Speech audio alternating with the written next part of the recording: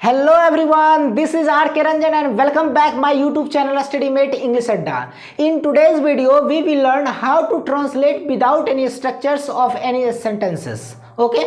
सो दोस्तों आज मैं आप लोग को बताने वाला हूं कि किसी भी यानी हिंदी का कोई भी सेंटेंस हो अगर उसको इंग्लिश में ट्रांसलेट करना हो बिना किसी फार्मूला का बिना किसी स्ट्रक्चर का उसको कैसे इंग्लिश में ट्रांसलेट करें। ओके गाइस, आज मैं आप लोग को एक बेहतरीन कॉन्सेप्ट बताने वाला हूं जिसकी सहायता जिसकी हेल्प से आप क्या करेंगे, किसी भी सेंटेंस का दुनिया का कोई भी सेंटेंस हो चाहे वो कितना बड़ा से बड़ा और भारी से भारी क्यों ना हो, आप उसको चुटकी में क्या कर सकते हैं, ट्रांसलेट कर सकते हैं बिना किसी फार्मूला के। ओके गाइस, इसलिए आप इस वीडियो में अंत तक बने हैं। ओके दोस्तों, तो चलिए बिना किसी देरी के इस सेशन को शुरू करते हैं, आज के लेसन को स्टार्ट करते हैं। So let's get started.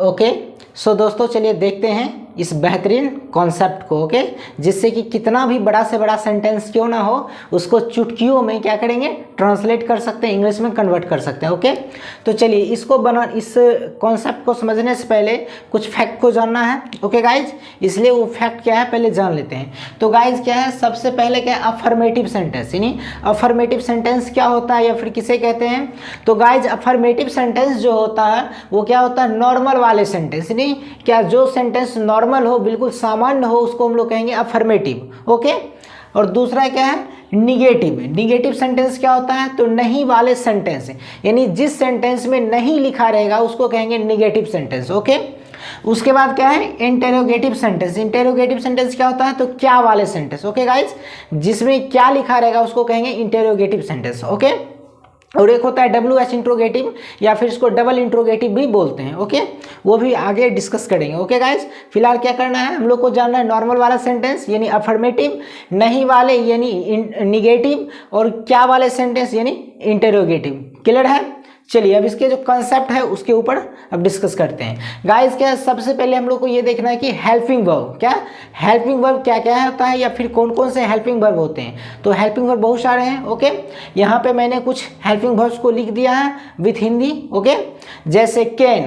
Can का हिंदी मतलब क्या होता है, सकता है, सकती है, सकते हैं। जिस हिंदी वाक्य के लास्ट में क्या रहेगा गाइस, सकता है, सकती है, सकते हैं, वहाँ पे क्या करेंगे, कैन का इस्तेमाल करेंगे। ओके, उसके बाद दूसरा क्या है, शुड। शुड का इस्तेमाल कहाँ करेंगे, जब चाहिए लिखा रहेगा हिंदी के सेंटेंस में तो वहाँ पे शुड लिखेंगे। ओके, और जब सका, सकी, सके सेंटेंस के लास्ट में क्या है, सका, सकी, सके लिखा रहेगा तो कुड का इस्तेमाल करेंगे, या फिर था, थे, थी लिखा रहेगा तो वाज वर्ड का प्रयोग करेंगे। अगर है, हूँ, हो लिखा रहेगा तो इज एम आर का इस्तेमाल करेंगे। अगर सकेगा, सकेगी, सकेगी लिखा रहेगा तो माइट का इस्तेमाल करेंगे। अगर पास है लिखा रहेगा तो हैज या हैव का इस्तेमाल करेंगे। पास था लिखा रहेगा तो हैड का इस्तेमाल करेंगे।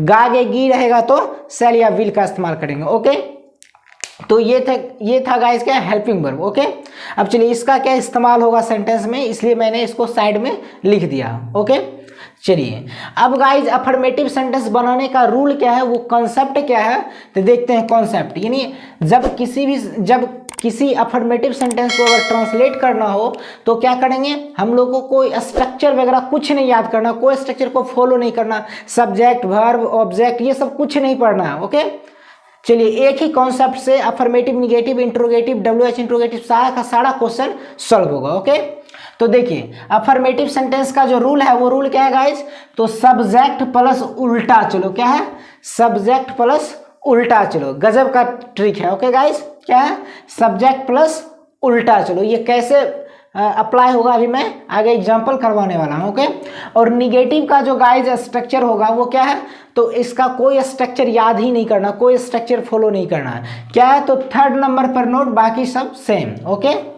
गाइज, होता है क्या, जब किसी भी इंग्लिश के सेंटेंस में अगर नोट लिखना हो तो नोट हमेशा क्या होता है, थर्ड नंबर पे आता है। नोट का पोजीशन क्या है, थर्ड नंबर पे। ओके, इसलिए हम लोग को क्या करना है, जब भी नहीं वाले सेंटेंस रहेगा नोट लगाना हो तो नोट क्या करेंगे, थर्ड नंबर पे लगाएंगे। चलिए उसके बाद क्या है, इंटरोगेटिव सेंटेंस। इंटरोगेटिव सेंटेंस क्या है, क्या वाले सेंटेंस। इसका क्या है फॉर्मूला, तो सबसे पहले हेल्पिंग वर्ब बाकी सेम, यानी ये जो पहला सेंटेंस हम लोग लिखेंगे सब्जेक्ट प्लस उल्टा चलो, उसी से ये तीनों बनेगा। ओके, अगर निगेटिव बनाना है तो इसी में क्या करेंगे, सिर्फ 3 नंबर पे नोट लगा देना है। अगर इंट्रोगेटिव बनाना है तो इसी में से सबसे पहले हेल्पिंग वर्ब को आगे कर देना है, बाकी सेम लिख देना। चलिए वो कैसे होगा, अब एग्जाम्पल लेते हैं। जैसे गाइस क्या है, आकाश आकाश में पतंग उड़ा सकता है। और ये जो सब्जेक्ट प्लस उल्टा चलो की मदद से आप कितना भी भारी से भारी लंबा से लंबा सेंटेंस क्यों ना हो उसको आप चुटकियों में सॉल्व कर सकते हैं। ओके गाइस, तो देखिए क्या है, आकाश आकाश में पतंग उड़ा सकता है। अब क्या करना है, इसका 1 into 3 यानी 1 का 3 बनाना। ओके, यानी क्या, अफर्मेटिव, नेगेटिव और इंटेरोगेटिव। तो चलिए इसका बनाते हैं। तो सबसे पहले गाइस क्या है, सब्जेक्ट प्लस उल्टा चलो। तो सब्जेक्ट इसमें क्या है, आकाश सब्जेक्ट है, तो सबसे पहले हम लोग सब्जेक्ट लिख देते हैं आकाश। ओके, अब गाइस क्या करना है, उल्टा चलो, तो उल्टा चलेंगे यहाँ से। गाइस क्या करेंगे, उल्टा चलेंगे। ओके, जितना भी वर्ड आएगा सब में क्या करेंगे, उल्टा चलेंगे। और पीछे से क्या करेंगे, सभी हिंदी का इंग्लिश लिखते जाएंगे, इंग्लिश वर्ड लिखते चले जाना है, सेंटेंस कंप्लीट। तो देखिए आकाश सब्जेक्ट लिख दिया सबसे पहले, उसके बाद सकता है, सकती है, सकते हैं का इंग्लिश क्या होता है, यहाँ पे मैंने लिख दिया है। सकता है, सकती है, सकते हैं का होता है कैन। क्या होता है, कैन। तो क्या हो जाएगा गाइस, यहाँ से आकाश कैन उड़ा यानी उड़ाना, उड़ा यानी उड़ाना, जिसके लास्ट में ना होगा वो क्या होता है, वर्ब होता है। तो उड़ा यानी उड़ाना, तो क्या हो जाएगा, उड़ाना का होता है फ्लाई, मे का हो सॉरी पतंग का क्या होता है गाइस, तो काइट, द काइट लिख दीजिए।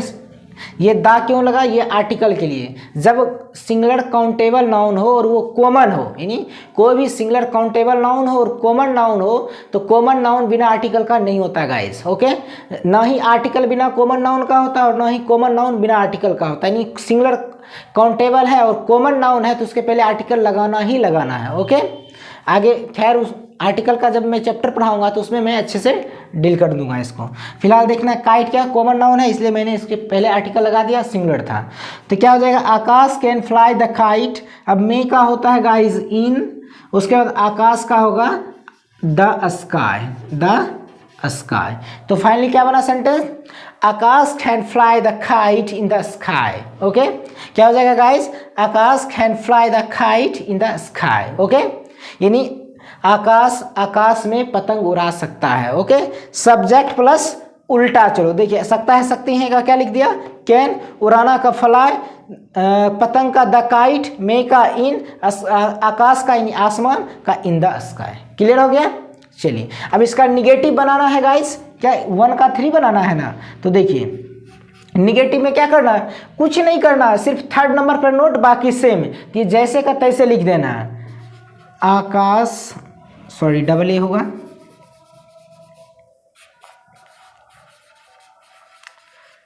आकाश कैन। अब देखिए गाइस 1 2 3 यानी थर्ड नंबर पे क्या करना है, नोट को रखना है। तो क्या हो जाएगा, नोट। अब बाकी सेम, तो बाकी सेम लिख देना है, fly the kite in the sky, in the, ये निगेटिव हो गया। अब देखिए गाइस इंटरोगेटिव बनाना। इंटरोगेटिव का रूल क्या है, सबसे पहले हेल्पिंग वर्ब बाकी सेम। तो देखिए सबसे पहले इसमें हेल्पिंग वर्ब क्या है, कैन। यहाँ पे देखिए हेल्पिंग वर्ब का चार्ट मैंने लिख दिया है, और बहुत सारे वर्ड्स हो सकते हैं। तो देखिए कैन क्या है, हेल्पिंग वर्ब है, तो सबसे पहले हेल्पिंग वर्ब यहाँ रखना है आगे, तो कैन, उसके बाद सेम, बाकी सब सेम लिख देना। Can Akash, fly the kite, fly the kite in the sky, in the, हो गया गाइज। इंट्रोगेटिव है तो क्वेश्चन मार्क लगा देना, इंट्रोगेटिव में क्या करना है, क्वेश्चन मार्क लगा देना। ओके, यहाँ मैं स्ट्रक्चर में ही लगा देता हूँ। तो देखिए क्या हो गया finally, Akash can fly the kite in the sky, affirmative. Akash can not fly the kite in the sky, negative. Can Akash fly the kite in the sky, ये क्या हो गया, इंटरोगेटिव। क्लियर है।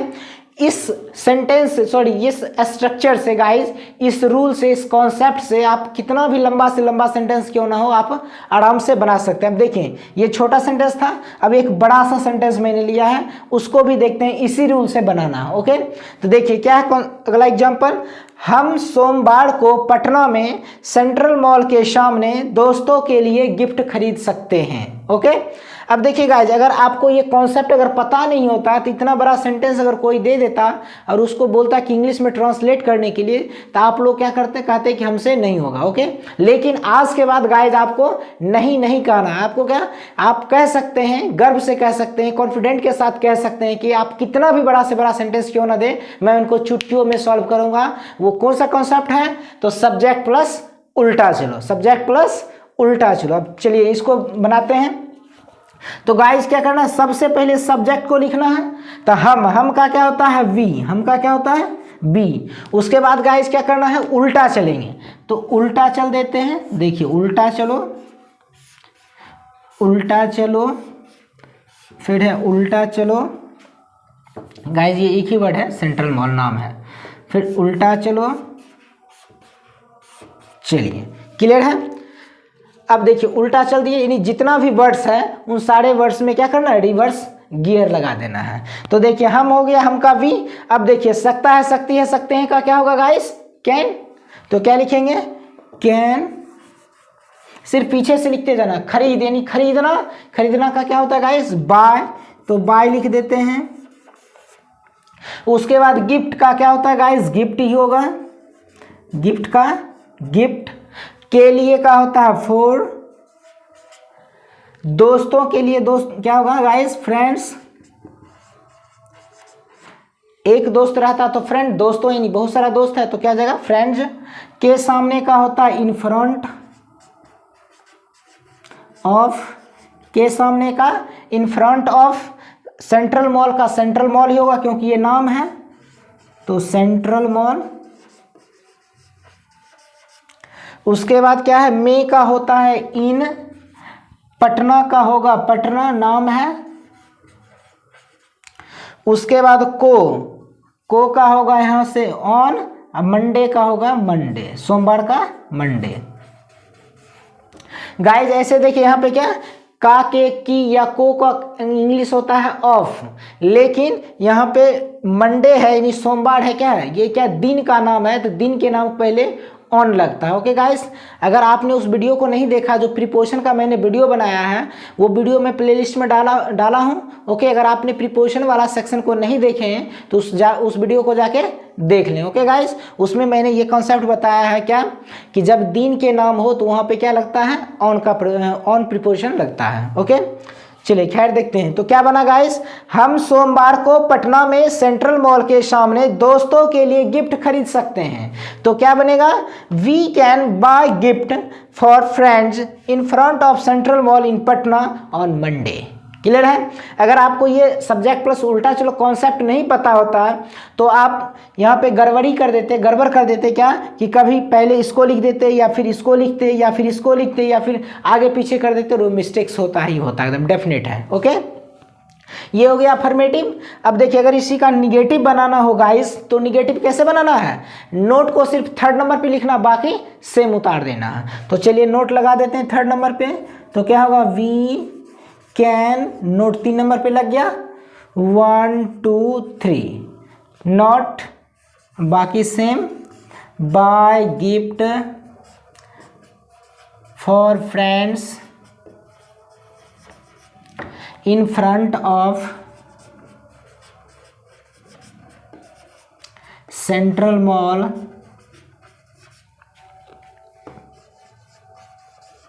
इन पटना ऑन मंडे। क्लियर है। चलिए अब इसका अगर इंट्रोगेटिव बनाना हो गाइस, तो इंट्रोगेटिव कैसे बनाएंगे, तो इंट्रोगेटिव बनाने का कॉन्सेप्ट क्या है कि सबसे पहले हेल्पिंग वर्ब, बाकी सेम। तो देखिए हेल्पिंग वर्ब इसमें क्या है, कैन, यहाँ पे लिखा हुआ है हेल्पिंग वर्ब क्या है, can.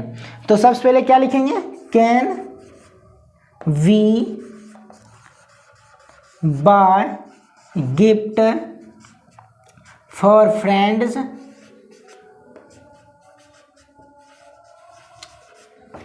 In front of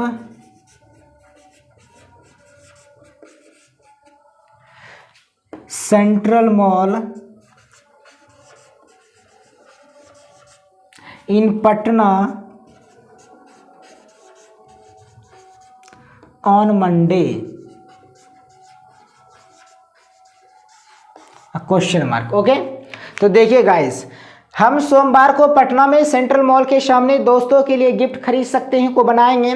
we can buy gift for friends in front of central mall in Patna on Monday. Negative में नोट को सिर्फ थर्ड नंबर पे रख देना और इंट्रोगेटिव में हेल्पिंग वर्ब को आगे कर देना। ओके, आई होप कि आपको ये समझ में आ गया होगा गाइस। इसी बेसिस पे यानी सब्जेक्ट प्लस उल्टा चलो के कॉन्सेप्ट पे मैं एक होमवर्क देता हूँ, उसको आप लोग क्या करना है, कमेंट सेक्शन में कमेंट कर देना है इसको सॉल्व करके। ओके, अगर कोई मिस्टेक्स होगा तो मैं उनको सही कर दूंगा। तो चलिए, होमवर्क क्या है गाइस, तो देखिए आप लोगों के लिए क्या है, HW है। HW क्या है गाइस, तो HW है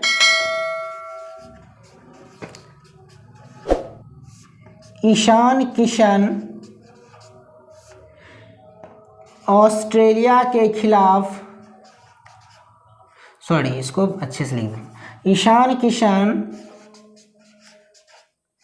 भारत के लिए ऑस्ट्रेलिया के खिलाफ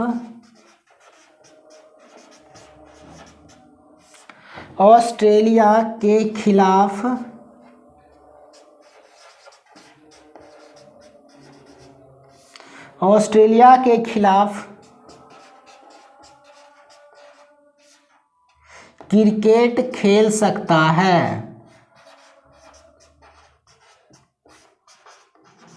ओके, चलिए, तो क्या है गाइस, ईशान किशन भारत के लिए ऑस्ट्रेलिया के खिलाफ क्रिकेट खेल सकता है। आपको क्या करना है, इसका 1:3 यानी 1 का 3 बना कर, यानी 1 का 3 आपको बना करके लाना है। ओके गाइस, क्या करना है आपको, 1 का 3 बना करके लाना। चाहे तो आप इसका स्क्रीनशॉट ले सकते हैं। ओके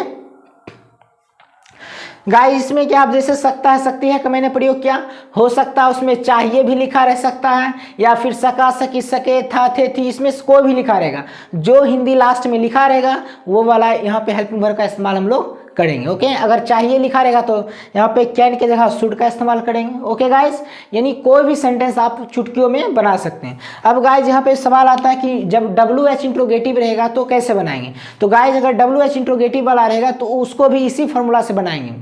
यानी क्या करना है, ये जो इंट्रोगेटिव वाला जो मैंने फॉर्मूला बताया, हेल्पिंग वर्ब सबसे पहले, बाकी सेम। तो जो WH वर्ड रहेगा, जैसे व्हाई, व्हेन, वेयर, हाउ, ये जितना भी वर्ड रहेगा, तो क्या करना, उसको सिर्फ सबसे पहले लिख देना। इंट्रोगेटिव वाले में क्या करना है, सबसे पहले वो WH को लिख देना है। बाकी यही तरीका है, क्या यही कॉन्सेप्ट है। ओके, सेम है, सिर्फ क्या करना, जो WH है उसको सबसे पहले लिख देना है इंट्रोगेटिव वाले में। ये वाला रूल जो है थर्ड नंबर का इंट्रोगेटिव सेंटेंस का रूल, इसमें क्या करना, सबसे पहले क्या करना, उसमें WH को रख देना है। बाकी यही तरीका है। ओके, यानी कैन से पहले क्या करना, WH लगा देना है। Okay, so guys, I hope कि आपको ये कॉन्सेप्ट अच्छे से समझ में आ गया होगा। ओके, अगर गाइज आपको ये लेसन अच्छा लगा तो कमेंट सेक्शन में कमेंट जरूर करना। Okay, so once again thank you so much, take care and bye bye.